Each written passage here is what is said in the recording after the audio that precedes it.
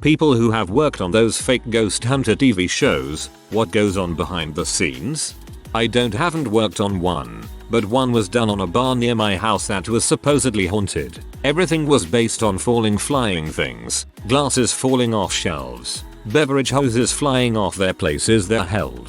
The crew proved there were ghosts by setting up a mock bar scene and putting salt around the bottom of all the glasses and left for the night with cameras. Sure enough, the footage showed all the glasses cups moving around, and the salt barriers were all disrupted. It was like 100% of the glasses had moved in some shape or form. What the freaking show failed to mention is that the bar is literally under an overpass for a train, and at a train station.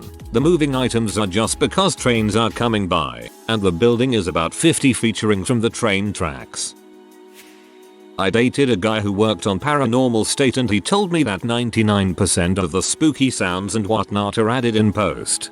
Ryan Buell has had an interesting life since that show ended. Apparently he lied about having pancreatic cancer, sold tickets to a show that kept getting indefinitely postponed, arrested for simple assault against his boyfriend, and faced felony charges for stealing lease property and receiving stolen goods. He is also a recovering drug addict. I used to work as a gardener near a foreclosed insane asylum. Crappy job, but I'm an immigrant from Mexico, so not much choice. A bunch of butthole kids were making a TV show about hunting ghosts or something, and they tried to get me to give them an interview about all the spooky crap that I've seen. I told them I've seen nothing and suggested they frick off. Then they gave me $20 and I did give them an interview saying that I've seen a ghost. Last I heard of them they were to spend a night inside, but I don't know what happened to them, although I did hear the footage was released. Sounds like you had a grave encounter. I worked on one for a week. This was about 4 years ago. The hunters invited a psychic. Not sure if that was what he called himself. This guy was a big butthole and thought he was the crap. Big ego. Anyway, they were hunting in a haunted house, and this guy was doing a walkthrough before taping. He went into the whole routine. Cameras were not rolling. It was just for staging and getting acclimated. During this time I was at Video Village and could hear what was going on. He was in an upstairs room and began to feel a cool breeze. He made a big deal about it and insisted we start rolling. We did, and he went on and on about our room temperature drops mean a spirit. He started asking crew if they felt the breeze as well. They did. Finally the first AD, who was sick of this guy's crap, told the guy that the breeze was coming from the open window in the other room. The psychic threw a fit and stormed out saying we were all amateurs. Sounds like a prime nominee for biggest douche in the universe. I work and live in SE, Ohio. I've seen a few episodes of a particular show that investigates monsters. It shows the team going to all kinds of different counties and places, but the actual footage is normally recorded within a 25 miles radius. There are lots of oil tanks in the episodes. They mark the county and township on the safety emergency ad tags, so a well-trained eye can see that most of the footage is shot in the same area of SE, Ohio. Turns out the real monsters were the production crew all along. That ghost hunters show did an episode in a large, old building where I work. Rather not say the name. I laughed out loud throughout the episode at the idiocy. For example, they were taping in a freight elevator. Dang thing is in need of repair and has been for years. When it did a little jolt just before taking off, the hosts insisted that was supernatural in origin. Nah, that's what it does every time it moves. And it continued from there. Every single thing they said proved ghosts had a perfectly simple explanation. The company I work for loved the publicity, even though it was complete nonsense. Maybe the freight elevator ghost just takes his job really seriously and never misses a chance to make it lurch. I need to dig around to find it when I am not at work, but Brandy, one of the regular investigators on Ghost Hunters, had a lot of thoughts she shared freely after leaving the show. She basically said she didn't believe in any of it and that as the series went on other investigators started making up more and more BS so they got screen time. I did a tour in the Portland-Shanghai tunnels. Our host told us that one ghost show put dirt on the floor and squeezed against the brick walls of a completely open, finished basement to give the illusion of narrow, decrepit tunnels. Yup, I got that in my tour as well. I hope this fits here. I used to work for a company that had a few different properties buildings. One of the properties did not get much business, so it was usually just manned by a receptionist. The usual receptionist was this older eccentric gal, who would also smoke a lot of weed on the job, probably due to the boredom isolation of being there. On numerous occasions, she would tell me about how she was 100% convinced a ghost lived in the building. She even named him Matt or something. Anyway, she got the bright idea to call up a ghost hunter show and invite them up to film, which they jumped at. Mind you, she did not ask management for permission. Everything was agreed to, but on the date they were to show up, for whatever reason she flaked out and stood them up. Apparently the ghost hunter people showed up and were banging on the doors for a couple hours in the dark with no response. Fast forward a few weeks when I'm talking to the GM when he gets handed a letter. It's a bill for $1,600 from some production company. Half of me wanted to get out of that office ASAP, but half wanted to stay for the lols. The look on his face when he learned what happened was freaking priceless. The crew was ghosted by the nutty receptionist. Used to be on a show. Not a popular one and only a few episodes out there. It was a team of 3, an empath, an undecided, and myself, the skeptic. Well, my job was to debunk things on the show that the other 2, or occasional medium we had on, were claiming was paranormal. Every time I would debunk something, it never made it on the air. The empath, the owner-producer, didn't want to be proven wrong, I guess. For example, that meter they use to measure electromagnetic force, where the lights go from yellow to red, ours would go off randomly. Well, it wasn't random cause every time he power cycled a handheld camera or his tablet it would go off. I proved it was the burst of electricity or electrical field, IDK, from turning their devices on. Nope, never let that see the light of day. Cause it's a very common ghost hunting tool and you can't prove how it really works or else an exciting part of an investigation goes away forever. I love spooky stuff and the paranormal is really entertaining to me, but it sucked that he left out of skepticism because he thought it wouldn't draw people. I'm a fan of the original Ghost Hunters, where they would continuously prove that ghosts or haunting didn't exist, and present their finding to the homeowners to provide them relief. Even the main guy never admitted to hauntings. That was their thing. Once they got super popular they turned into just a normal ghost hunting show. I want a show, or to be a part of one, that does that. They go in, find something, and prove it wrong, but are still open to the idea and have fun with it. Because at that point if you do find something you genuinely can't explain, it has more weight because you're known to debunk nearly everything. I miss ghost hunting, it was a lot of fun to me equals. Even Ghost Adventures occasionally has a show where they find nothing. Then the infamous one where it was obvious the mom was making crap up and being abusive to the kid and they had to subtly imply they had to call CPS on them. I used to love those shows, not that I believed them but after a while got tired of every episode being like, Person A, SHHH did you hear that? Person B, no. Listen to what we caught on tape. Tugdroningfdrogestfmkavkd show. It sounds like a young girl with a German accent saying she has to find her doll that she lost in 1884. Oh no. I've been to Tombstone, as several times when growing up, maybe around 10, brothers were around 12-16, and my dad got me and my brothers into the Birdcage Theater late at night, thinking midnight plus. Just one dude got us in for like $80 and a case of beer.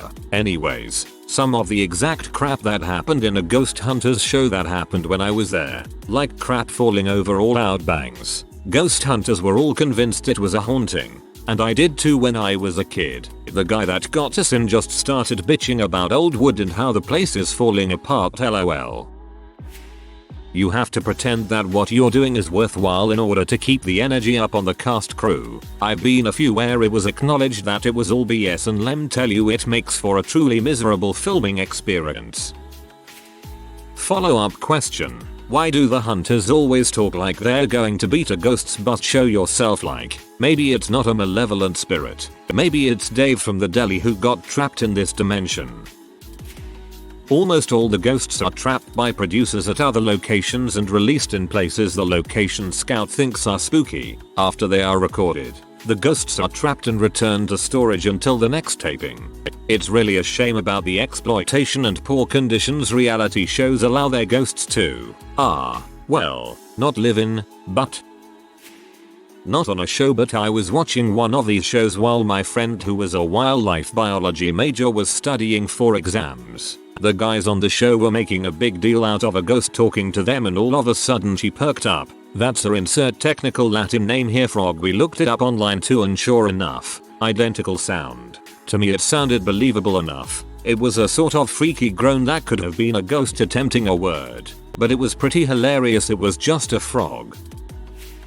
My summer job was as a tour guide at an upstate NY French and Indian War fort that the ghost hunters visited a few years back to hunt for ghosts. Between fighting and smallpox, hundreds of men died there. I worked the 1 to 10 PM shift, which included doing a final round, turning off the lights and securing doors. I was alone and walked the entire unit nightly for 2 years of summers. Never saw a dang thing. Of course you never saw a dang thing. Your job was to turn off the lights. JK.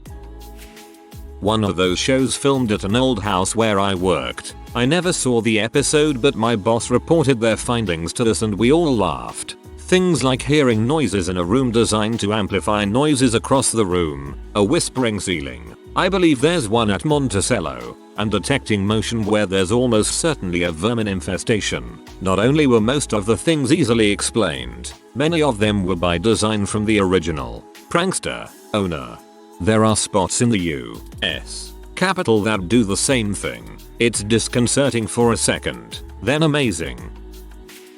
Never worked on a show but have done paranormal investigation for years. Done many famous places in my country and met several people in the industry, mediums etc. Many were quite bad, a couple were awful, clearly throwing things from their pockets when the lights were off etc. I'm fully of the opinion that these shows are fake. Here's the dirty secret. Paranormal investigation is very boring. 99% of the time you're sat in the dark trying to hear stuff. I think most TV stations realized after a few episodes and pressurized the shows into faking stuff, or at least coming up with nebulous evidence that can't be disputed on TV. Smells, feelings etc. Doing more psychological experiments at sites is a lot more interesting. Can confirm as a former paranormal investigator myself, sat around drinking coffee and eating hot cross buns was about 70% of what we did lol.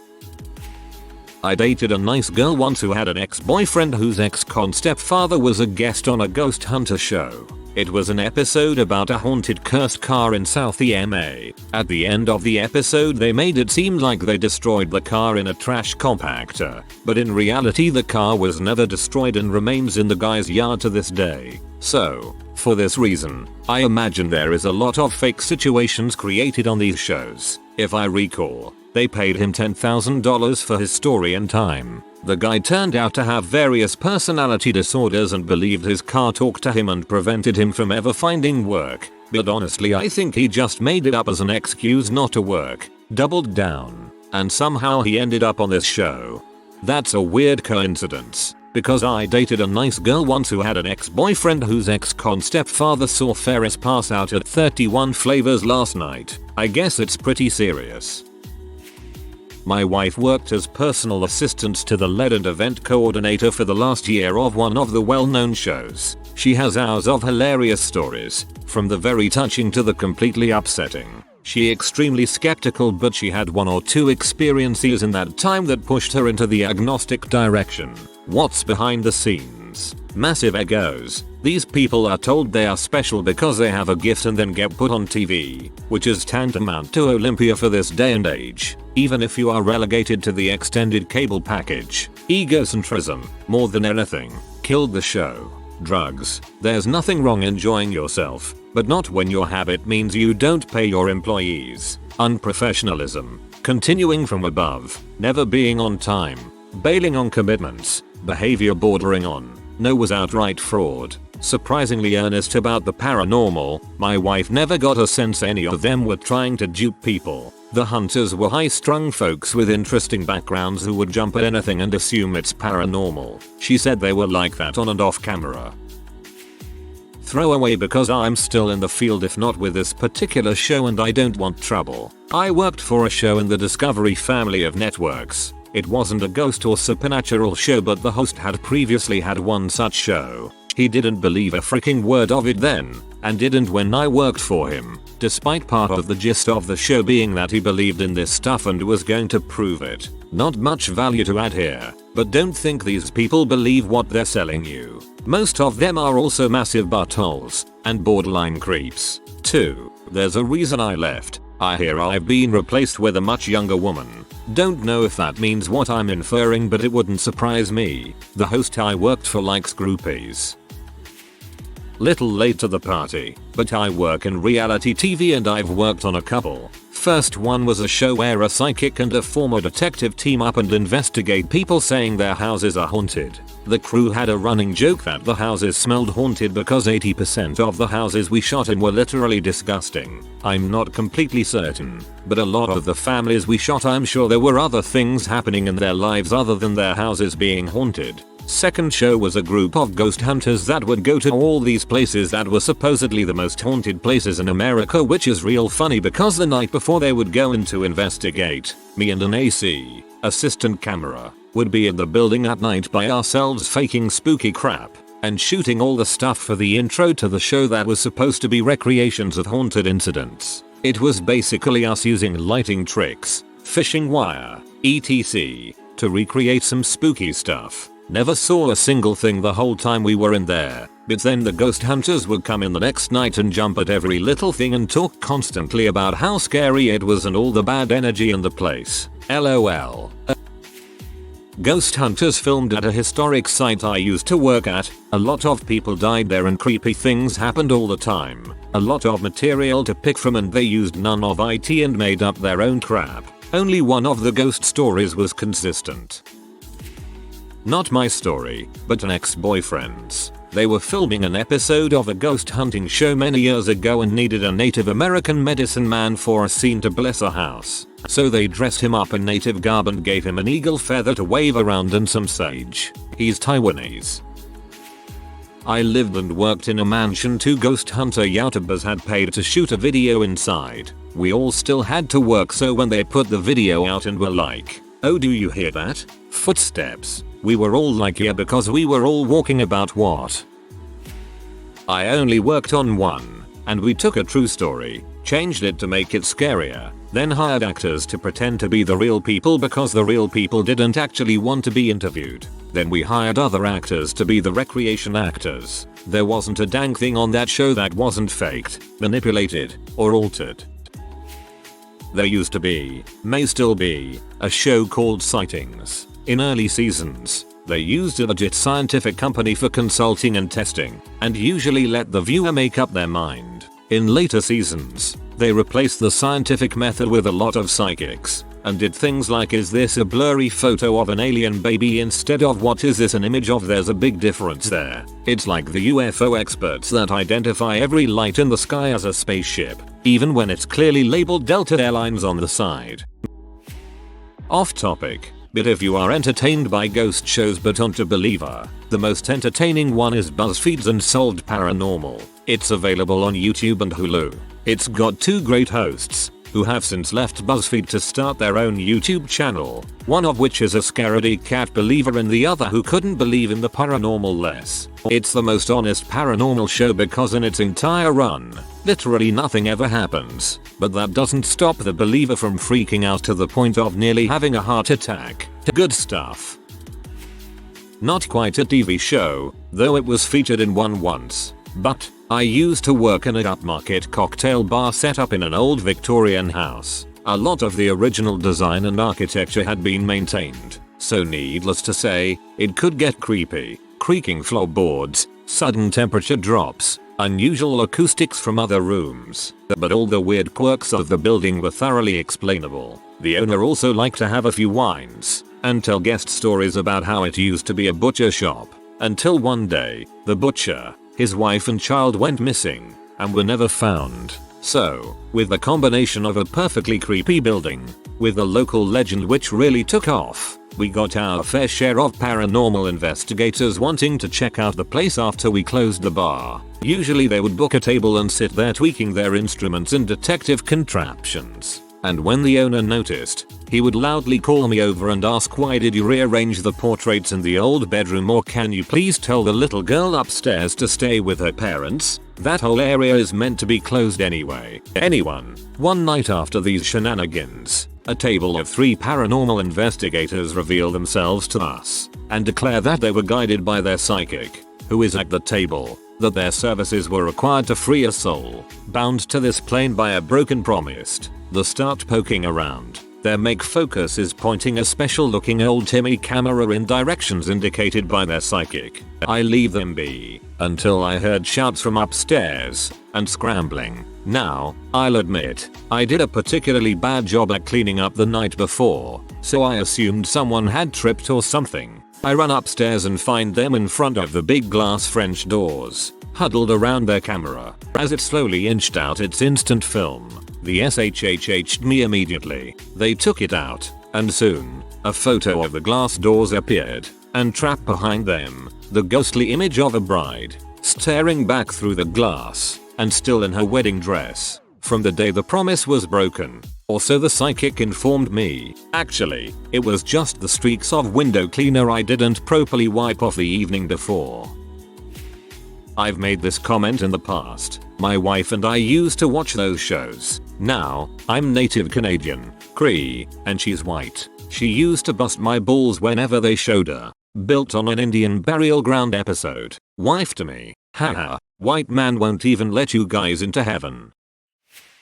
I produced one of the first live haunted house stays back in 1996. Me and a crew of about 12 people spent a week in a haunted bed and breakfast with round-the-clock internet chat. We posted photos and videos throughout the event. The B&B was bought by a woman who bought the house as a duplex. She remodeled it and turned it into one big house. Soon after the remodel was done, her motion sensor alarms kept getting triggered. Concerned, she called the police, who came and checked out the large house. As the police were finishing up the search, one of the cops approached her and asked her if she knew the house was haunted. She said no and asked why. The cop informed her that motion sensor in the main dining room was the trigger. When he entered the dining room, he encountered the ghost of a woman. It was suggested that the dining room sensor be turned off. Concerned, the owner hired a psychic detective who researched the history of the house. It was built by 2 brothers in the late 1800s. Each one lived in one side of the duplex. One of the brothers was married and had a wife and infant child. One day, while strolling the streets, they were hit and killed by a trolley. Using this information, my internet investigation team was asked to further explore this haunting. While most of us did sense a few eerie occasions, sudden cold snaps, objects moving slightly on their own, etc., nothing significant happened for the first few days. On the 4th day, the team decided to conduct a modern scenes. We all went up into the attic, which had been converted into an apartment. We turned on a video recorder and tuned the radio to only play static. We would take turns and ask questions of the spirit if one were present. After half an hour, nothing happened, so we ended the scenes. We rewound the video and played it back, not expecting anything to show up. But 3 minutes into the recording, a loud eerie voice could be heard saying, "He Henry, is that Yahoo?" Henry was the name of the one brother. Everybody, in shock, looked at each other and ran from the attic down 3 flights of stairs into the parlor. After recomposing ourselves, we all went online to discuss the incident, which got the attention of CNN and other news organizations. However, it wasn't something they considered newsworthy to do a story. The following few days of the event were uneventful. I was a production assistant on Ghost Adventures once. It was the most real reality show I've ever worked on. They actually didn't script the people I saw interviewed on camera, and they actually went into the house they said they were going into. Other shows faked everything. I couldn't believe it. I knew they faked things in editing but didn't realize how much the production did until I saw it myself. Take after take of scripted lines in fake locations. Interesting. I've never made it a full episode through any other ghost show, but I've watched dozens of episodes of Ghost Adventures. The vibe always seemed more legit to me. I don't know if they ever found any real ghosts, but I believe that they believed that's what they were doing, if that makes sense. Yes, so a lot of the spooky sounds are added in post-production. I met with an audio engineer once and watched him do some audio post-production on some big name ghost hunting show, and he literally had folders of eerie sounding audio that he would just layer in as needed. Everything from the ambient background noise to random bumps and creaks in the night was all fake and pulled in from his hard drives of spooky sounds. I don't work on a show, but a bar in my parents' town was on a ghost hunting show. In the scene, they have a glass on a table and it moves itself. However, the entire show fails to mention that the bar is attached to a train station. Whenever a train comes, the glasses rattle. Love on Dead Files, where at the end Ama makes recommendations. You need to find a 4'5" dwarf shaman Reiki healing Wiccan love priestess to come every day for 6 weeks between the hours of 3-4 am to light sage imported from one particular mountain in India, and only then will you be free from the demonic forces that will totally destroy your property value. If you are new to the channel, you can subscribe. I publish new videos every day. Until then, check another video.